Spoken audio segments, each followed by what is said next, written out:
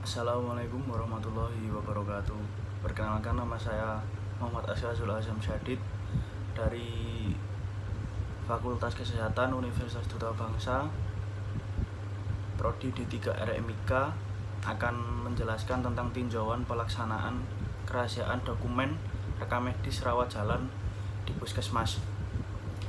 Kerahasiaan dokumen rekam medis merupakan faktor penting dalam sistem pelayanan rekam medis, karena dokumen rekam medis merupakan media komunikasi antara dokter dan pasien tentang rawat penyakit yang dideritanya.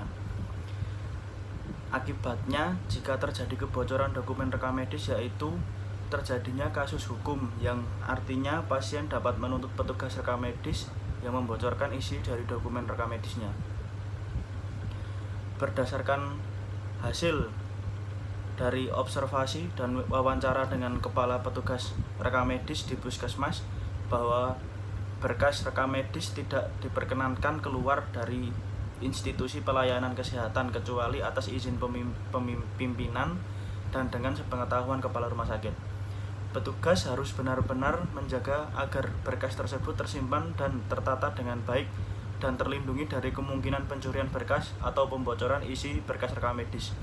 Karena dokumen tersebut bersifat rahasia, hanya orang-orang tertentu yang boleh menggunakannya. Kerahasiaan dokumen rekam medis pasien rawat jalan kurang terjaga kerahasiaannya dikarenakan ruang filing yang masih terbuka, sehingga masih terdapat banyak orang karena banyak orang bisa mengetahui dan membaca. Kepemilikan isi dan dokumen rekam medis. Setelah melakukan wawancara dengan kepala dan petugas rekam medis, sudah sesuai diketahui bahwa rekam medis adalah milik puskesmas, milik umum dan milik pasien. Milik pasien bahwa pasien memiliki legal maupun moral atas isi rekam medis. Oleh karena itu, puskesmas sebagai sarana pelayanan kesehatan masyarakat wajib menjaga kerahasiaan rekam medis. Hak dan kewajiban terhadap kerahasiaan rekam medis.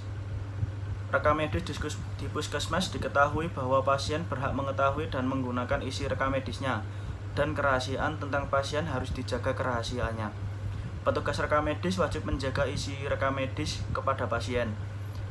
Sarana pelayanan kesehatan wajib memberikan isi rekam medis kepada pasien jika diminta, baik dalam bentuk lisan maupun salinan lembaran kertas, baik fotokopi maupun sebagian. Pertanggungjawaban rekam medis. Petugas rekam medis di puskesmas bertanggung jawab atas penyimpanan dokumen dan kelengkapan rekam medis.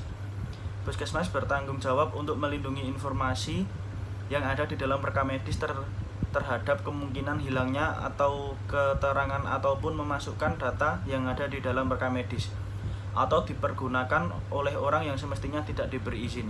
Pertanggungjawaban petugas rekam medis yaitu bertanggung jawab menganalisa dan mengecek dokumen rekam medis yang dimasukkan untuk mencari hal-hal yang masih kurang.